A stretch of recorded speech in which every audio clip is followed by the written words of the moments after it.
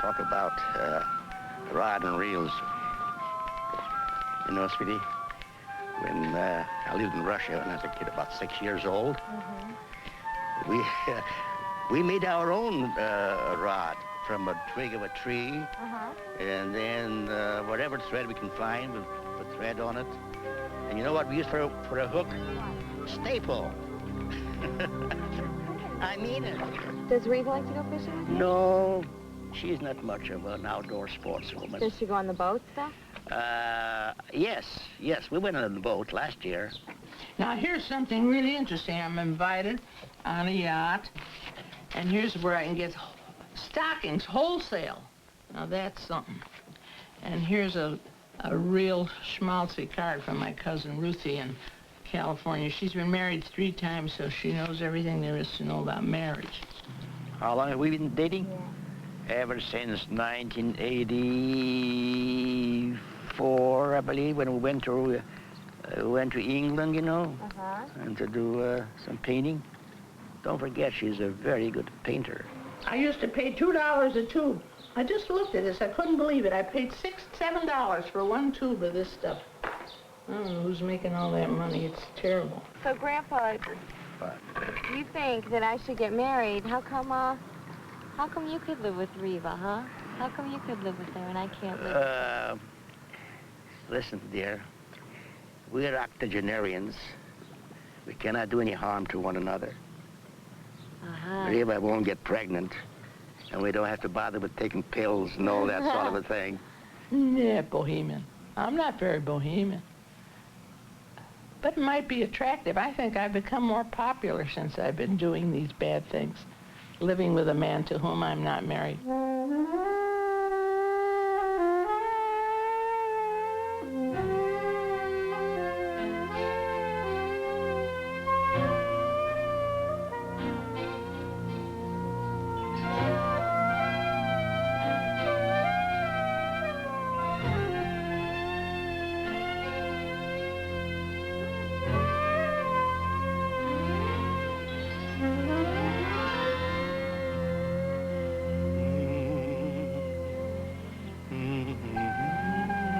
The reason I feel young, I'm interested in many, many areas, and I have to do things. I cannot sit idle and do nothing. The most perfect day for me would be to get up in the morning, thanks God that I'm alive, and proceed to do things which I enjoy doing. And my enjoyment is art. I'm always with a sketching pad. And I never go without a sketching pad and pencil. When I go out on a trip, or even when I go out fishing, if the fish doesn't bite, I have my pencil ready and pad ready, and here I go, and it's just as entertaining to me as it is to throw a line in the water. You may want to know how I became a painter. I was born in Russia, and I came here when I was about 13 years old. Immediately went to a class where to learn English. Going to school, I stopped at a window where a painter was doing portraits, such as these were small ones, and then big ones. I said, well, I put my nose against the glass, and I said, how in the heck can he do this? Make a likeness from this little snapshot over here and a huge painting. See, that's what I like to do when I grow up.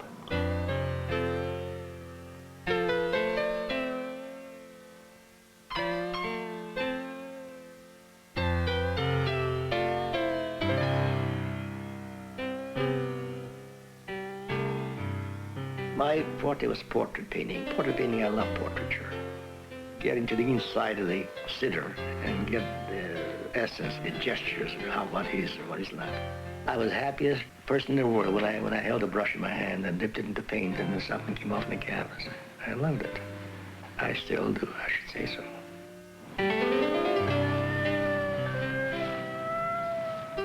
It seems to me that most people who are my age don't think they have very much future. And they always seem to live like in the past. They'll talk about Auntie so-and-so from so-and-so that you never heard of.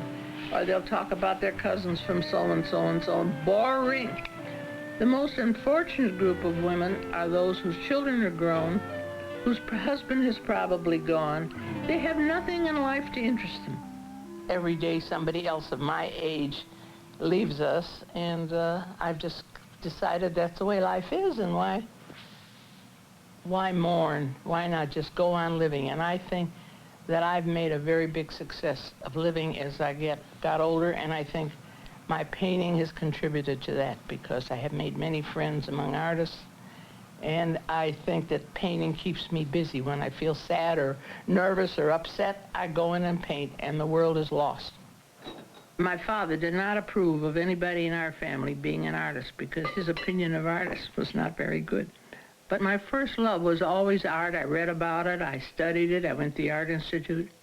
I married and went to Denver, and then when I came back here, I had 2 children, and when my youngest son went to college, I said, listen, you want to paint?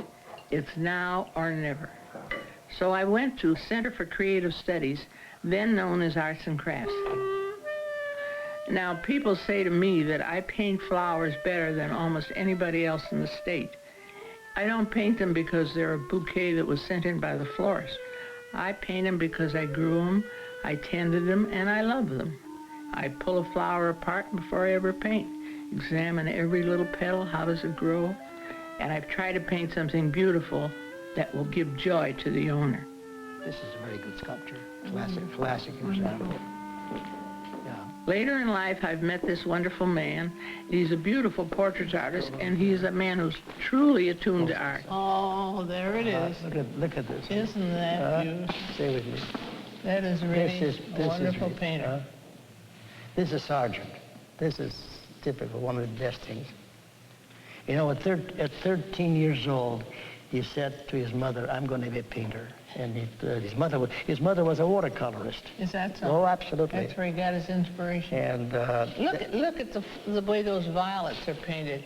I don't think anybody surpassed him. Now, he was taught painting in the 20s and 30s, whereas I didn't start to paint till the 50s. And I learned a much more modern technique than he did. Now, this is my favorite. Now, I know you're going to say, what do you like about it? So what? So what? Now, I want you to first look at it carefully. Don't say, so what? Look at it. What? Look at the wonderful colors in there.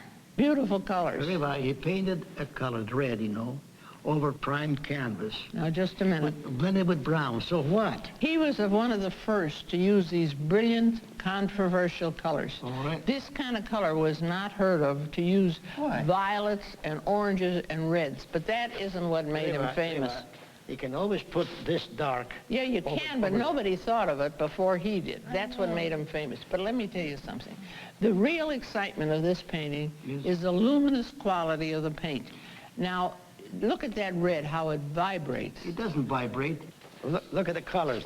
Talk about vibration. Look at the colors out here. Look at this, look at this. Look at the beautiful form. I don't care much for that. To this day, I absolutely can't see anything to his painting. See, there you are. There you are. That's a very... There again, I disagree with you. I can't see anything. It doesn't... Beautifully done. It isn't... What's beautiful about it? The arrangement of colors is terrific. This is a man by the name of Barnett... No, this one. Barnett Newman. We just have a wonderful time together. We're very happy together.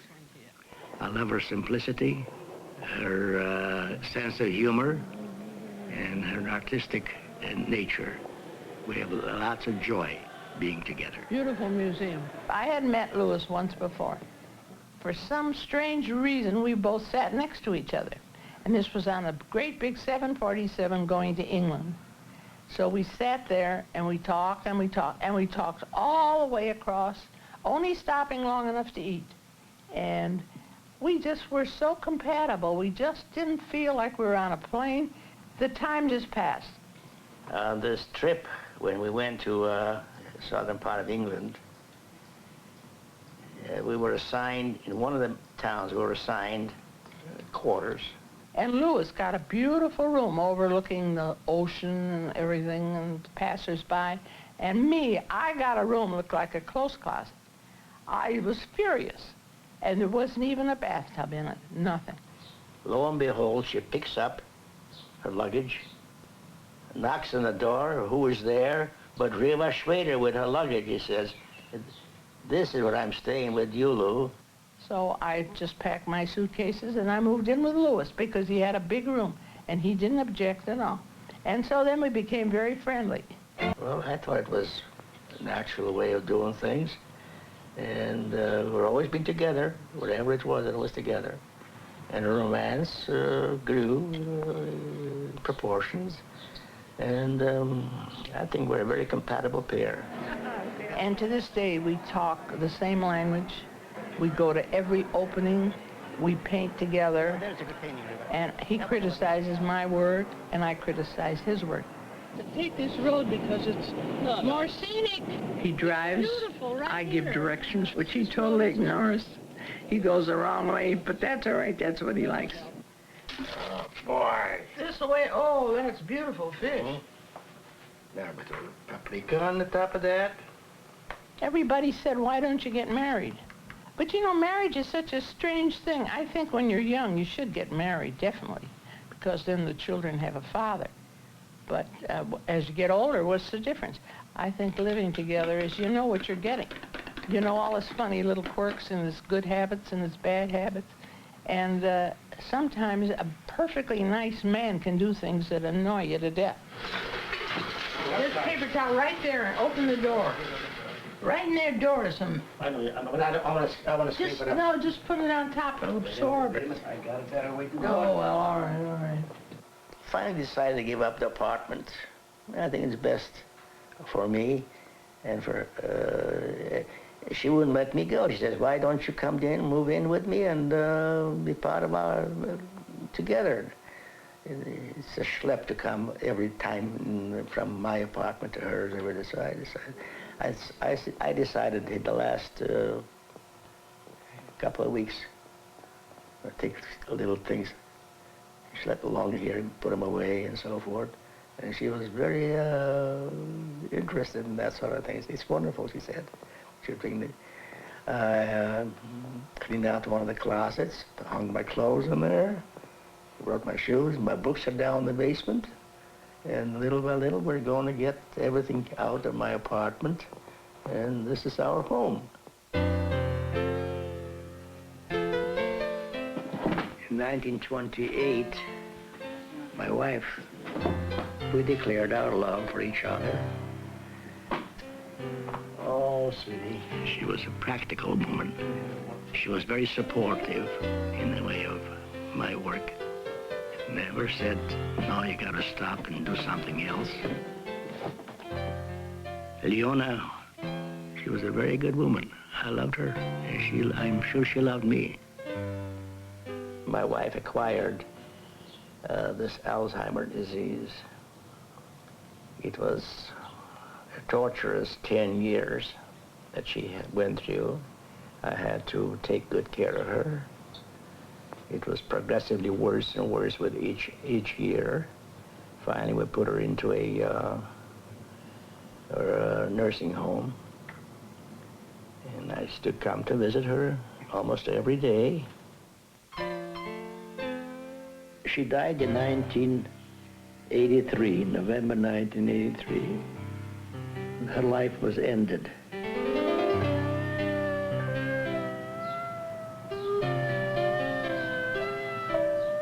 My life has, up to a certain point, been very happy. I had a wonderful husband who adored me, and I adored him.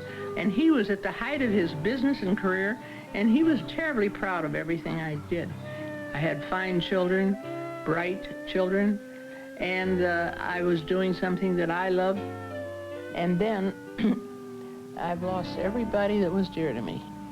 I lost my son, Dick, who was then in his 40s, handsome, and he died of cancer when he was in his 40s. And then I lost my husband. And then, unfortunately, in the last year, my son Warren was drowned down in Costa Rica while he was scuba diving. So I left with nobody, no family really, except my grandchildren and my daughter-in-laws. And that's all. But I've had to live through it, and I've managed to keep fairly cheerful, and my sorrows I keep to myself. You see this painting over there on the wall? I did that of Reva right after her son drowned. I said, Reva, how about doing a portrait about 3 weeks after his departure? But I couldn't get her to smile or get a normal expression. This is the mood that she was in, and it was retained that way. However, I think I'm going to do another portrait of her, larger than that, maybe full figure. And I want to paint a gracious lady with a lot of charm and life. At 84, she's full of life. It's unusual. And I want to capture that into when I get her to sit for me. And I think I'll do it.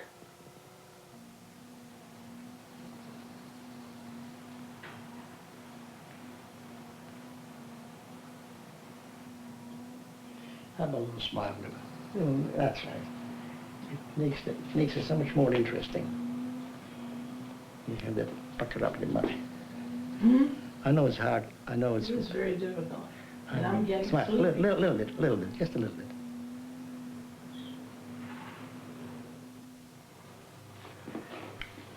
That's good.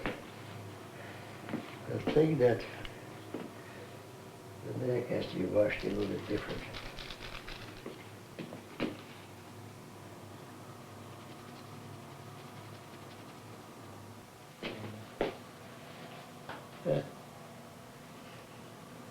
That's good.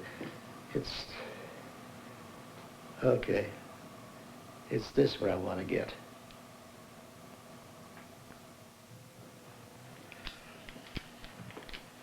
Ah, dear. I'll give you a rest very soon. Very, very soon. Not right now. No, hold it. Hold it, kid.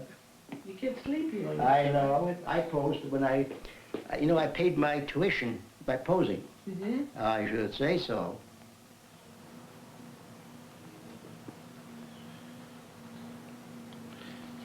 Coming. You gotta adjust the values. Quit. Just a minute now, just a minute. Well, believe it or not, in the 30-some years I've been painting, I have never painted peonies. Although I grow them in my garden, and I have hundreds of them, and it's very tempting. But very few artists have succeeded in painting peonies. They're a very complicated flower and take a lot of time. Now, one of the interesting things about peonies is that after you have them 3 days and you're so thrilled with them, they fall apart. Then you gotta go and get someone to cut them all down or cut them down yourself. But that takes a lot of time from your painting, as does housework. Housework is the worst enemy of an artist. Don't care for it. Now, these are buds. Hopefully, tomorrow they will open up. And this this is the back of the flowers. See, because the flower is leaning over. Then this is the jumpy part. You could really have a few drinks and paint peonies because your hands are sort of shaky. See, that's how peony looks. And this is the back of the peony. Then from there, I'll draw the buds and the little branches of leaves. So after I get all this done, then I will start possibly with the color. I've got to admit that I'm older, but I tell you something, this is something that keeps you young forever. In order to accentuate a flower, you have to have something dark behind it. I have a few dark leaves. Not enough. Now, wait a minute. You and I come from different schools. We've been living together now for 2 years, and we're both getting older, and I hope that if anything happens to him, I can take care of him, or if anything happens to me, he can take care of me. That's what I call love. I feel that I miss her when I'm away from her. And she, on many occasions, told me that she misses me tremendously when I'm not with her. You know, most of these lilies... With every widow, there's many, many nights and days of loneliness. Don't stay home and grieve. Move. Go out. You'll meet other people and it will enhance your life. We might as well enjoy every day when we can. Most people look at it, they don't know what it is. That's a beauty. We touch, we hold hands, and we kiss all the time. But that's it. After all, when you're 80, you're not physically attuned like you are when you're 30 or 20. But that isn't important anymore. It's stronger than just physical love. I think it's nice when you're in bed to have someone to kind of hug to and keep warm with, and that's what it's all about. It's very lonely being in bed all by yourself, nobody else in the house. Two bifocals. When two bifocals meet. Yeah, too bad. Well, I'll tell you how it happened. But I'm better than you. I got trifocals. You know, she asked me, she said, all of a sudden we have, you know, at around 4 o'clock we have a drink. She has a drink of scotch, I have a drink of bourbon. We sit in the living room over a glass of scotch. Lou, how about getting married? I said, what? She says, yeah, I mean it. We should get married. That's about time we get married. Says, I say there's no reason why we should not.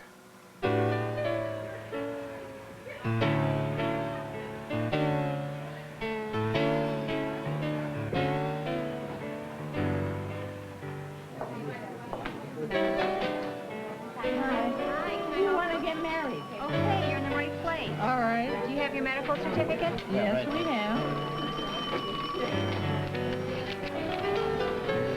Mine. This is hers. Okay. Okay. Louis, how old are you? 85. And your date of birth? April 6, 1901.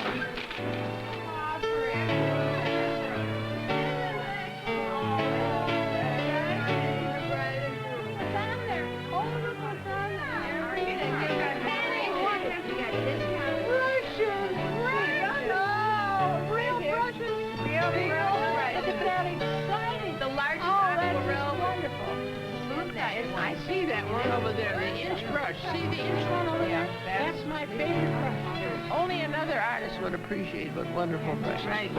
What a wonderful gift that is. Thanks so much.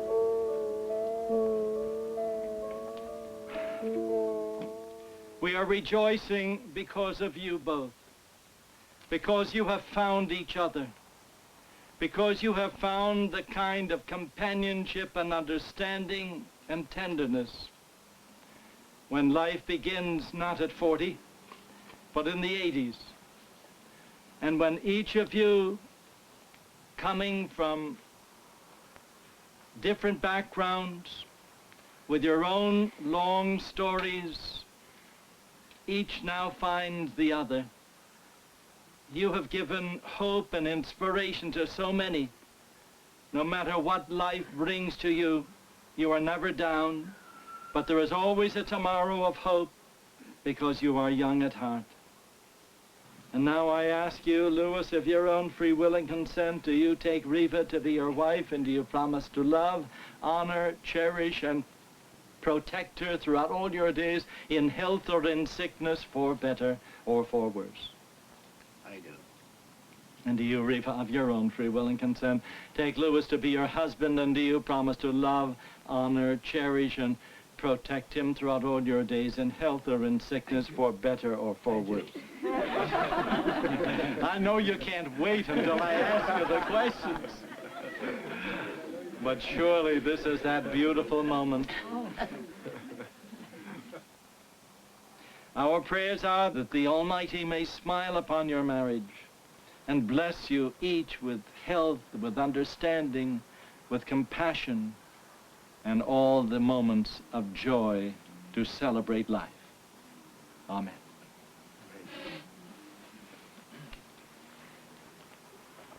Now, Lou, will you take this ring, place it upon the finger of your bride, Reva, and repeat after me to her these words, hallowed by...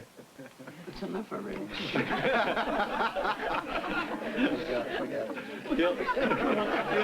You get the ring on.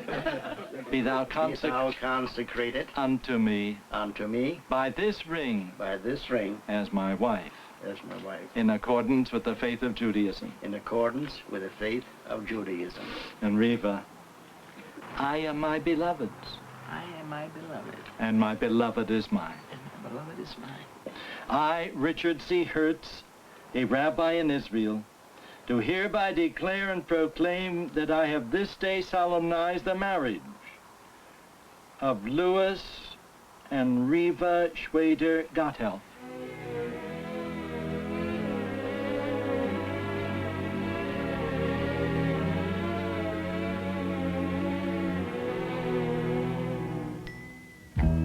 Fairy tales can come true, it can happen to you if you're young at heart.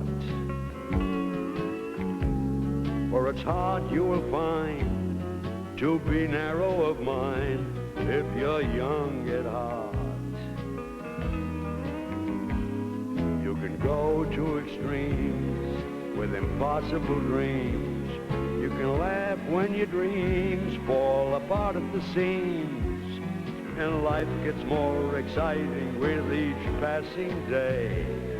And love is either in your heart or on the way. Don't you know that it's worth every treasure on earth to be young at heart? For as rich as you are, it's much better by far to be young at heart. And if you should survive to 105, look at all you derive out of being alive. And here is the best part, you have a head start if you are among the very young at heart.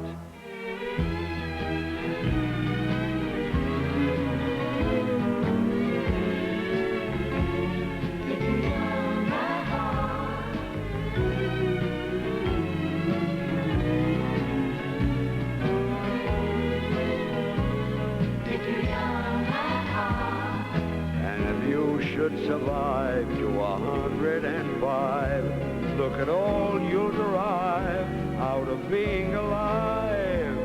And here is the best part, you have a head start if you are among the very young at heart. If you are among the very